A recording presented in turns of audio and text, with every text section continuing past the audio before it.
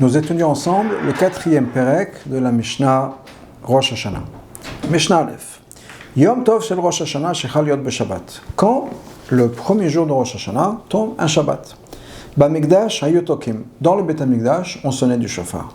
Aval lo bamedina, mais pas dans la Médina. Alors il y a une marloquette, une discussion entre Rashi et le Rambam. Rashi nous explique que Médina, c'est-à-dire ni Yerushalayim ni le reste du pays. C'est-à-dire qu'à Yerushalayim, on ne sonnait pas du shofar, et ni à l'extérieur d'Israël, à l'extérieur de Yerushalayim, dans toute la terre d'Israël.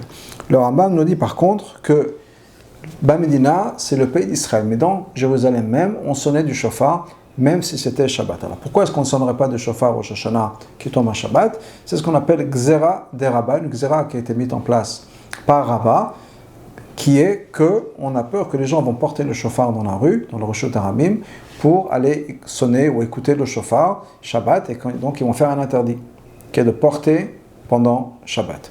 La Chassidut nous explique que c'est pas uniquement à cause de ça, de cette crainte-là, mais c'est parce qu'en fait, Shabbat, Rosh Hashanah, on n'a pas besoin de sonner du shofar. Shabbat est un jour qui est tellement saint, tellement spécial, que ce que le shofar accomplit se passe automatiquement par le fait que ce soit Shabbat. En tout cas, donc, pour revenir à notre Mishnah, donc, on sonne le shofar dans le Beit Hamikdash, parce que dans le Beit Hamikdash, on peut amener des niveaux encore plus élevés que dans le reste, mais pas dans le reste, pas à l'extérieur du Beit Hamikdash. Mishecha Beit Hamikdash. À partir du moment où le Beit Hamikdash a été détruit. Itkin Rabbi Yochanan ben Zakkai. Rabbi Yochanan ben Zakkai a fait une takana, un décret. Shehiyu tokim b'chol makom shesh bo bedin. Qu'on puisse sonner du shofar dans n'importe quel endroit où il y a un bedin. Alors un bedin, c'est le Sanhedrin de 23 dayanim, 23 juges, qui est l'explication que Rashi nous donne sur notre Mara. Et il y en a d'autres qui disent que, après le Rif et l'Oran, même si c'est un bedin de 3 personnes, tant que c'est un bedin qui est kavua, un bedin qui est là, qui est fixe, pas juste 3 personnes comme on fait par exemple pour Atan Tadarim, mais un bedin de 3 vrais dayanim, on peut sonner du shofar. Pourquoi? Parce que les dayanim sont zrizim, font attention, et s'il y a quelqu'un qui va porter Shabbat, ils vont tout de suite s'impliquer en disant non, on ne sonne pas, donc on n'a pas besoin de s'inquiéter du problème de Rabbah, que Rabbah avait souligné. Amar Rabbi Elazar nous dit non, la takana de Rabbi Yochanan ben Zakkai, c'était uniquement à Yavne, là où il y avait le Sanhedrin, et là on pouvait sonner du shofar, mais pas n'importe où il y a un bedin. À Molon, on lui a dit Chad Yavne vechad kol makom shesh bo bedin, et on a répondu à Rabbi Elazar, non, c'est Yavne, et c'est n'importe quel endroit où il y a un bedin, encore une fois, en fonction de la taille de la discussion des opinions, soit un bedin de 3, soit un bedin de 23. Mishnah Bet. Ve'odzot ata Yerushalayim etar al Yavne. Il y avait une autre différence entre Jérusalem et Yavne. On avait dit que à Jérusalem, d'après en fonction encore une fois du Pshat, du Rambam ou de Rashi, on sonnait du shofar, ou bien on parle du Beit Hamikdash, par rapport à Yavne. Pourquoi? Shekol ir sheiroa v'shema v'kova yichol alavo. Tokin, autour de Jérusalem, toute ville qui était Ro'a, qui voyait Jérusalem, c'est-à-dire toute ville qui était sur une montagne, même si c'est sur une petite colline autour de Jérusalem, mais si on pouvait voir Jérusalem. Veshemat, on pouvait entendre Jérusalem. Donc assez proche quand même. Krova est proche de manière physique, c'est-à-dire c'est toujours cette partie du Troum, et on peut donc voyager pendant Shabbat, marcher de cet endroit-là à Jérusalem. Tokin, on peut sonner du shofar Rosh Hashanah qui tombe Shabbat. Donc tant qu'il y a un village ou un endroit ou un quartier assez proche de Jérusalem, qu'on puisse voir Jérusalem, on puisse entendre les bruits de Jérusalem, etc., on peut sonner du shofar pendant Shabbat, alors que Yavne n'a pas ça. À Yavne même, là où il y avait le Sanhedrin, on pouvait sonner du shofar. À l'extérieur de cet endroit-là, on ne sonnait pas de shofar. Mishnah Gimel. Barishona au départ. Haya lulav netal bamikdash shiva. On prenait le lulav dans le Beit Hamikdash 7 jours.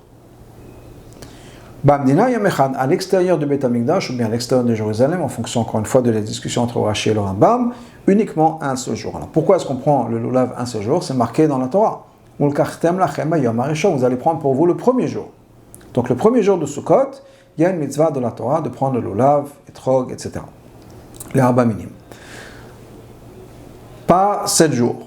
Mais il y a un autre passage qui nous dit Usmartem lifnei Hashem lokechem shivat yamim. Vous allez vous réjouir devant Hashem 7 jours. Lifnei Hashem devant Hashem, c'est au Beit Hamikdash. Donc de là, Chazal on dit que dans le Beit Hamikdash, on prenait le loulav tous les jours. Et c'est ce qui est établi, que dans le Beth Amikdash, tous les jours, on prenait le loulav.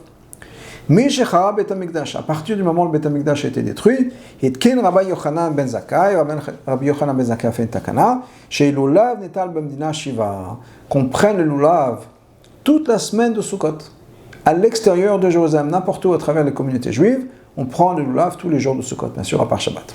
Zech al Mikdash. Ça, c'est pourquoi? Pour se rappeler du Mikdash. Pourquoi? Parce qu'il y a un passage qui nous dit dans Yirmiyahu, Tzion hi doresh en la, qu'il n'y a personne qui s'inquiète, qui se rappelle de Jérusalem, de Tzion. Donc c'est une mitzvah de se rappeler de Jérusalem. Et donc, Rabbi Yochanan ben Zakkai a fait cette takana, que pour se rappeler du Beth Amikdash, pour se rappeler du fait que dans Beth Amikdash on prenait le lulav tous les jours, on prend le lulav pendant Sukkot tous les jours, encore une fois, à part Shabbat. Mais une autre chose que Rabbi Yochanan ben Zakkai a fait depuis la destruction du Beth Amikdash, chez Yom Hanef Kulo Asur, le jour où on amène le Homer, Hanef c'est littéralement où on berce peut-être le Homer, je vais expliquer, toute la journée c'est Asur. Alors de quoi il s'agit? C'est de la mitzvah de Chadash et de Yashan.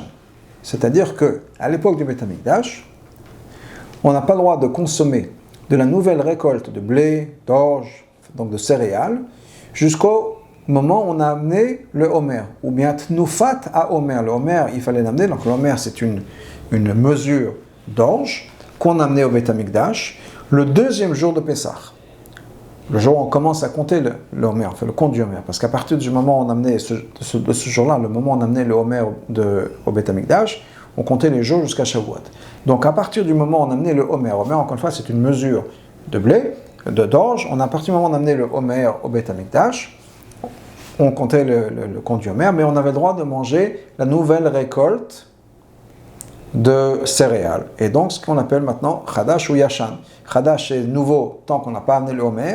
Une fois que le Homer a été amené, le deuxième jour de Pessah, le matin, comme tous les sacrifices qui étaient faits, à partir de ce moment-là, la récolte était considérée Yashan. Ça avait déjà passé ce jour-là, le Homer, et on pouvait consommer cette récolte-là. La manière dont on faisait ce Homer, c'est quand on devait faire ce qu'on appelle Tnufa, c'est-à-dire qu'on prenait le Homer et on le secouait comme ça. À l'époque du Beth Amikdash, dès qu'on avait amené ce Homer-là, on pouvait manger la nouvelle récolte. Rabbi Yochanan ben Zakkai a dit non, de nos jours on n'a plus le Homer, le Korban du Homer. Donc il a dit toute la journée du deuxième jour de Pessah, on n'a pas le droit de consommer de la nouvelle récolte. On peut le faire après. Mais toute sa journée, donc Yom Hanef, le jour où on amène le Homer, Kulo Asur, il est complètement Asur. Mishnah Dalet. Barishona au départ, on acceptait le témoignage des témoins pour le nouveau mois, donc la nouvelle lune, toute la journée. Et qu'ils pouvaient venir à n'importe quel moment de la journée pour nous dire qu'ils ont vu la lune hier soir, et c'est bon. Mais une fois, qu'est-ce qui s'est passé? Nishta ou Edim Lavo. Les Edim ont pris du temps avant de venir. Ils ont été retardés, ils sont arrivés très tard. Ils sont arrivés presque au moment du coucher du soleil, au moment de la Shkia. Qu'est-ce qui s'est passé? Les Lévim ont fait une erreur dans le shir, dans le chant qu'on dit au Beth Amikdash au moment où on amène les korbanot. Donc de nos jours, on fait dans la tefila, shir shel yom, le chant, qui est le chapitre de Teilim, qu'on fait chaque jour. Donc les Lévim, dans le Beth Amikdash, ils faisaient chaque jour le shir shel yom. Si c'est Yom Tov, il y avait un chant particulier, ou bien Rosh Hashanah, il y avait un pérec de Teilim particulier qu'on faisait. Donc, qu'est-ce qu'on faisait dans le Beth Amikdash? Normalement, on récitait le Teilim du jour. Maintenant, ça aurait été Rosh Hashanah, où on aurait dû dire le Teilim de Rosh Hashanah. Maintenant, qu'est-ce qui s'est passé? Et les commentaires de la Mishnah disent que cette histoire-là, le jour où les témoins sont venus tard, en fait, c'était à la fin du mois de Elul, c'était pour Rosh Hashanah, le moment où ça s'est passé. Donc, qu'est-ce qui s'est passé? À l'époque du Beth Amikdash, on faisait en sorte que le 30e jour de Elul était, quoi qu'il arrive, avec la Kedusha de Yom Tov. On dit que c'était Rosh Hashanah. Donc arrive, de nos jours, il n'y a pas de 30e jour de Elul. Arrive le 29e jour de Elul, manière dont ça se passe de nos jours, mais c'était comme ça dans le Beth Amikdash aussi. Le lendemain, c'est Rosh Hashanah, c'est Alef Tishri. 2 jours de Yom Tov. Dans le Beth Amikdash, ils faisaient la même chose. C'est-à-dire qu'arrive la fin de Elul, le 29e jour de Elul, on disait que le jour à venir, on faisait ça comme Yom Tov. Au cas où. Au cas où il y a des témoins qui vont arriver, pendant toute la journée d'après, on faisait toujours le din de Yom Tov. On respectait Yom Tov. Comme ça, il n'y a pas de souci. Les témoins avaient toute la journée pour venir. Le matin, de manière générale, même si c'était Yom Tov, ils faisaient chercher Yom du jour de la semaine dont c'était. Pas au moment où on arrive le Korban de Mincha, normalement qui est donc Ben Arbaïm, le Korban de l'après-midi, il fallait aussi réciter le chercher Yom, mais normalement à ce moment-là, il récitait déjà, s'il savait, soit il récitait chercher Yom, soit il récitait chercher de Rosh Hashanah.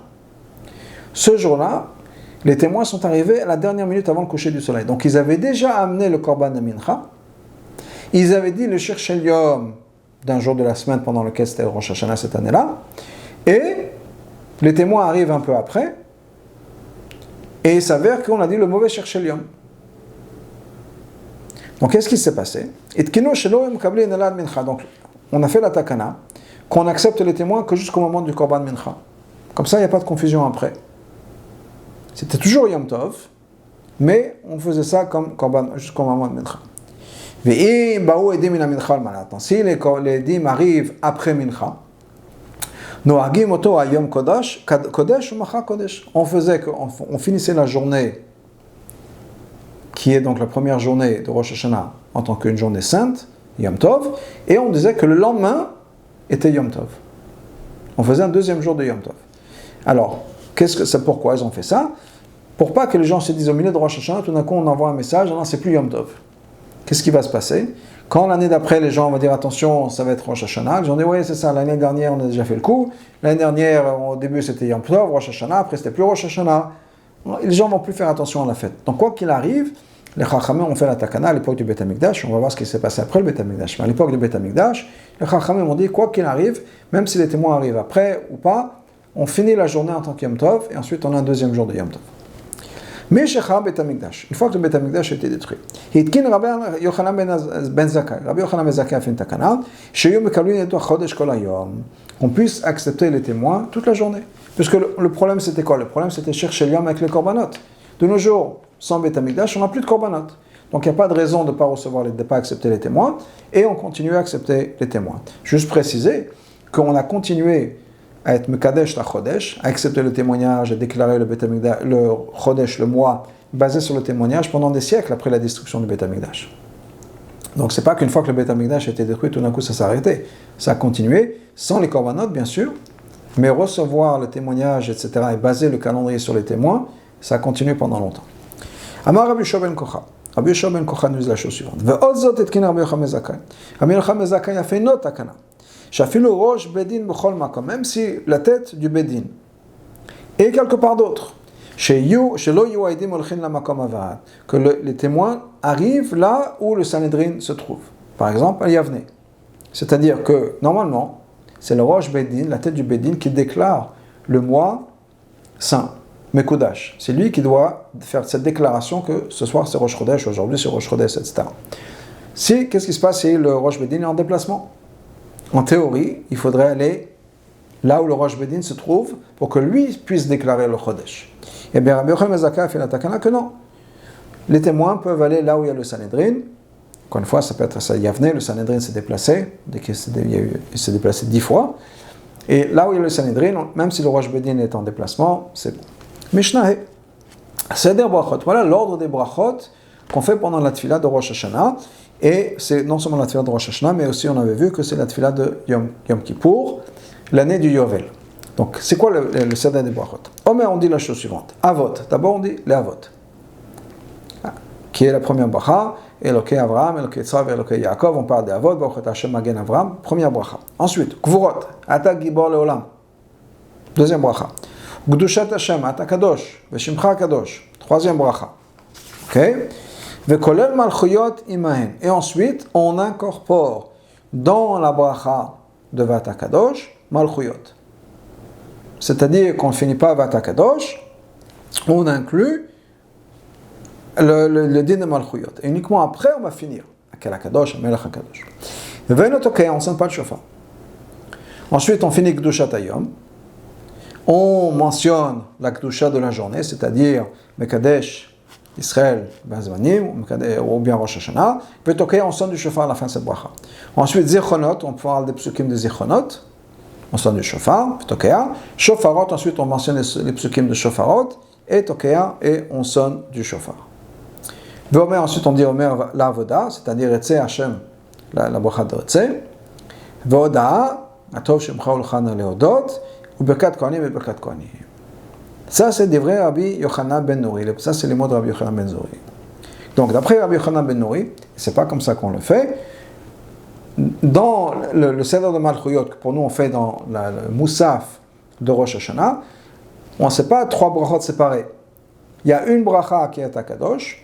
Ensuite, on commence l'autre bracha après, qui est Malchuyot. On inclut Malchuyot dans la bracha d'Atakadosh, on finirait donc après avoir mentionné les psukim de Malchuyot, Bachat Hashem, Ken HaKadosh, Amelech HaKadosh, et ensuite on parle du seder de la journée, c'est-à-dire que Kedushat Hayom, qui est donc la bracha de la journée, Ata Bachatanu, Vateten Lanu et Yom HaZikaron Hazeh, Yom Truat Kodesh, Bachat Hashem, Mekadesh Israël ve Yom HaZikaron. Après les Malchuyot. Amar Rabbi Akiva. Donc Rabbi Akiva il nous dit, si on ne va pas sonner du shofar après les Malchuyot, Lama ou Masir, pourquoi le mentionner? Parce que d'après toi, d'après Rabbi Yochanan ben Nouri, on n'en sonne pas du shofar après les Malchuyot. Donc il dit, toute l'idée c'est quoi? Toute l'idée c'est de mentionner ça, c'est de mentionner les Malchuyot, c'est pour sonner du shofar après. Si on ne le fait pas, ça ne sert à rien. Puisque comme Chazal nous disent, que Malchuyot, c'est pourquoi? C'est faire en sorte que Hachem est le roi. Comment est-ce qu'on fait Hachem le roi? Avec le shofar. Donc c'est pour ça qu'on sonne du shofar. Mais si on ne va pas sonner du shofar, ça ne sert à rien. Donc là, on met Avot ou Gvorot Kedushat Hayom. Donc Rabbi Akiva nous dit non, on fait les choses différemment. Moussaf de Rosh Hashanah, qu'est-ce qu'on fait? Avot. Eloke Avraham, Eloke Yitzhak, Eloke Yaakov. Gvorot ata Gibor. Kedushat Hashem ata Kadosh. V'cholel Malchuyot im Kedushat Hayom. Ensuite, après ata Kadosh, on fait Malchuyot.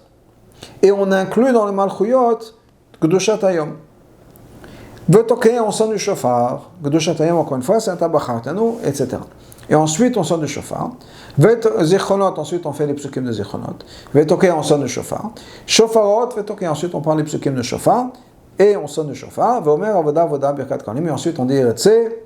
Et Atav Shemcha Ulchan Leodot et birkat kohanim. Et la halakha est comme Rabbi Akiva. C'est comme ça qu'on fait les choses de nos jours.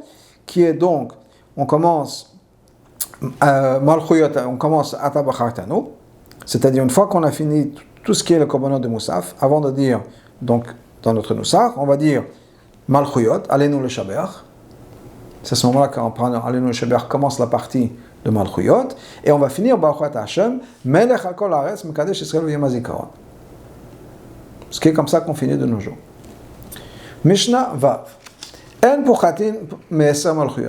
Quand, dans le Moussaf de Rosh Hashanah, on ne fait pas moins que 10 psukim qui vont parler de Malchuyot. Mais Asara Zichronot, pas moins de 10 psukim qui vont parler de l'idée de Zichronot. On demande à Hachem de se rappeler de nous. Mais Asara Shofarot, et pas moins de 10 psukim qui vont parler du shofar. Rabbi Yochanan ben Nouri Omer, Rabbi Yochanan ben Nouri nous dit, Imama Shalosh Shalosh Mekulan Yatsa. S'il a dit juste 3 psukim de chacun, on dit Yatsa. En Maskirin Zechol Malchuyot, Malchut v'shofar chez Poaniot. Maintenant, dans les psukim, dans le choix des psukim, on ne va pas mentionner le choix des psukim qui parle de Hachem étant le roi, qui parle du shofar, ou bien des zichronot, et Hachem se rappelle de nous, sur des choses qui sont négatives. Par exemple, il y a des psukim que, Skor Kibasar Ema dans les Télim, que Hachem s'est rappelé qu'on n'était que de la chair. Ou bien dans les shofarot, on dit Tikou va shofar bagiva, pour le shofar qui avait annoncé quelque chose de négatif. On ne se sert pas de psukim qui parlent de négatif. Ensuite, Matril Batorah, quand on commence avec des psukim qui viennent dans la Torah. Mashlim Benavi, ensuite on va continuer et on va finir avec le Navi. Donc on a Torah, Ktuvim et Navi. Et on finit avec le Navi. Pourquoi est-ce que les Ktuvim viennent avant les Nevim? Normalement dans le Tanakh, on a Torah, Nevim et Ktuvim. Ktuvim sont à la fin. Parce qu'il y a une partie des Ktuvim qui au niveau chronologique viennent avant les Nevim. Les psukim des Nevim. Par exemple, Iyov, qui fait partie des Ktuvim, c'est à l'époque de Moshe Rabbeinu. Dans les Teilim qui font partie des Ktuvim, on a des Teilim qui ont été faits par Avraham, des Teilim qui ont été faits par Moshe Rabbeinu. Donc, ça vient même avant. Rabbi Yossi Omer, Rabbi Yossi dit, Im Eshlim Torah Yatsa. Si on a fini avec un pasuk de Torah, on est Yotse. Alors que normalement, on est Torah, Ktuvim et Nevi. Mishnah Zain. Aover lifna teva b'yom tov shel Rosh Hashanah. Le Chazan, qui est donc celui qui va sur le Hamoud, Yom Tov de Rosh Hashanah, Hasheni Matkia. Le deuxième sonne du shofar. Alors, il y a plusieurs explications de ce que ça veut dire Hasheni Matkia. Une des explications, c'est qu'on parle du Baal Moussaf. Il y a le Chazan de Shacharit et il y a le Chazan de Moussaf.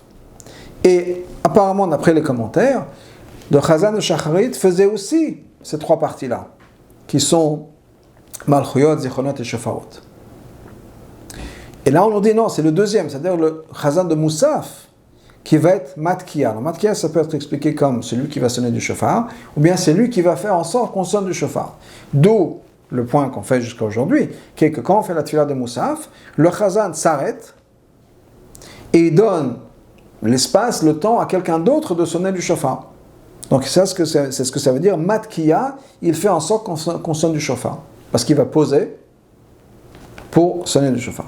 Donc ça c'est, et on dit que c'est le Chazan de Moussaf a donné cette possibilité, arrête pour le shofar. Bishat Hallel, alors que le Hallel, Harishon Makret Hallel, c'est le premier, c'est-à-dire le Hallel vient avec le Baal Tefillah de Shacharit. Le Chazan de Shacharit, il va être la personne qui va faire Hallel. Mishnachet, Shofar shel Rosh Hashanah, le shofar de Rosh Hashanah. Ein mavirin alav et atrum. On n'a pas le droit de le porter, le déplacer au-delà du Trum Shabbat, au-delà des 2000 amot qu'on a le droit de porter ou de voyager. C'est-à-dire, on n'a pas le droit de marcher hors du Trum Shabbat pour aller écouter le shofar. On n'a pas le droit de faire venir un shofar hors du Trum Shabbat pour écouter le shofar. Em fakrin alav et agal. Et on n'a pas le droit non plus de nettoyer un éboulissement pour trouver le shofar. C'est-à-dire que s'il y a une maison, une pile de pierres qui sont tombées sur le shofar, qui maintenant sont mouktsé, on n'a pas le droit de déplacer le mouktsé pour pouvoir récupérer le shofar qui se trouve sous ça.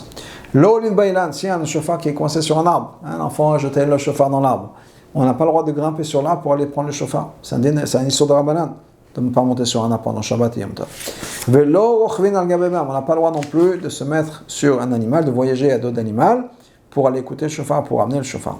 Lo shatin apnamaim, on ne peut pas non plus prendre le bateau sur l'eau. Ve'en chotrinoto, on n'a pas le droit de couper une corne Yom Tov pour faire un shofar. Ben bedavar shemishum shvut, ben davar shemishum otase. Que ce soit un interdit des Rabbanan ou que ce soit un interdit de la Torah. Parce que des fois, couper une corne en fonction de la manière dont on va le faire, ça peut être un issur des Rabbanan, ça peut être un issur de la Torah. Quoi qu'il arrive, on n'a pas le droit de transgresser ni un issur des Rabbanan, ni un issur de la Torah pour écouter le shofar. Maintenant, on peut faire une chose. Si on veut mettre dans le shofar de l'eau ou du vin, yiten on peut mettre. Pour bien le nettoyer, on peut faire ça.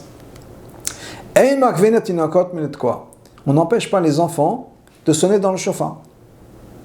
Si les enfants veulent jouer avec le shofar sonner, on peut les laisser. Mais ce qu'on peut faire, non seulement ça, c'est qu'on peut aussi s'impliquer avec eux pour faire en sorte qu'ils apprennent à sonner du shofar. C'est-à-dire que si on n'a pas un shofar, on peut laisser les enfants jouer avec le shofar et écouter le shofar des sons qu'ils vont faire. Alors, il y a une discussion dans les Mefarshim, quels sont les enfants-là? Rashi nous explique qu'on parle des enfants qui ont déjà atteint l'âge de Chinuch. Et donc, on a une obligation de les éduquer à le sonner du shofar. Et donc, non seulement on ne va pas les empêcher, au contraire, on va leur apprendre à sonner du shofar comme il faut. Mais, il y en a qui disent que c'est l'opposé. Que d'Afka, les enfants qui n'ont pas encore atteint l'âge de l'éducation, les tout petits enfants, on a le droit de les laisser jouer avec le shofar. Une fois qu'ils ont atteint l'âge de l'éducation, qui est autour de 6 ou 7 ans, il faut les empêcher. Amitasek, c'est quelqu'un qui sonne du shofar comme ça, juste comme ça, sans avoir l'intention d'être yotse de la mitzvah du shofar, il n'est pas quitte. Et quelqu'un qui va entendre le shofar de quelqu'un qui est en train de juste de pratiquer, de sonner le shofar comme ça, même s'il a en tête d'être yotse de ce qu'il entend, il n'est pas quitte parce que la personne n'a pas en tête de rendre quitte quelqu'un d'autre.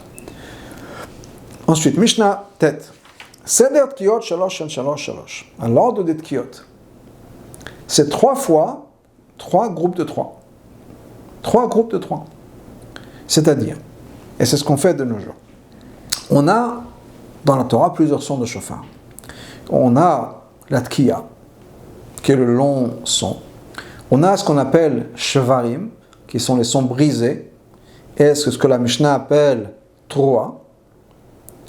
Et on a un autre son qui est comment ça s'appelle, ce qu'on appelle yabavot, des gémissements dans les mots de la Mishnah, qu'on appelle de nos jours troa. Okay. Et ensuite, on a le son de la tkiya. Donc on a 3 sortes de sons. La Torah nous dit, et on apprend ça du fait que dans les psukim c'est marqué 3 fois l'idée de troa, de sonner du shofar, qu'il faut avoir 3 sons de shofar. On sait qu'il y a toujours une tkiya avant, une tkiya après. Donc quoi qu'il arrive, on a 3 sons à entendre. Et on est censé entendre ça 3 fois. Donc c'est ce qu'on dit ici dans notre Mishnah, 3 fois 3, plus la tkiya. Donc qu'est-ce qu'on fait? On a une tkiya au début, une tkiya à la fin. Et entre-temps, on n'est pas sûr exactement de quels sont les sons qu'on a besoin d'entendre. Pourquoi? Parce qu'il y a 2 sortes de sons possibles. Soit la troa, soit ce qu'on appelle, et dans les mots de la Mishnah, yevava, c'est-à-dire 3, c'est les 3 sons moins longs, ou bien yevava dans les mots de la Mishnah, ces gémissements-là, qui sont des sons très courts, qu'on appelle de nos jours troa. Et on n'est pas sûr de ce que la Torah a en tête. Donc, pour être quitte de toutes les possibilités, on va faire ce qu'on appelle de nos jours shvarim 3. Les 3 sons ti, ti, ti, et la 3 ti, ti, ti, ti, ti. Puis ensuite, on va faire juste les shvarim tout seul. Ti, ti, ti. Puis ensuite, on va faire juste les 3 tout seul. Ti, ti, ti, ti, ti, ti. Comme ça, on est quitte de tous les sons. Et il faut l'écouter 3 fois, donc on va répéter ça 3 fois. Chez Tkiya, le temps de la tkiya, combien de temps ça doit être une tkiya? Keshalosh troat, ça doit être au moins le son de 3 troat. Encore une fois, 3 troat dans le mot de la Mishnah, c'est ce qu'on appelle de nos jours 3 shvarim. Shvarim, c'est les sons moyens. Ti, ti, ti. Donc une tkiya doit être au moins le son de ces 3 shvarim.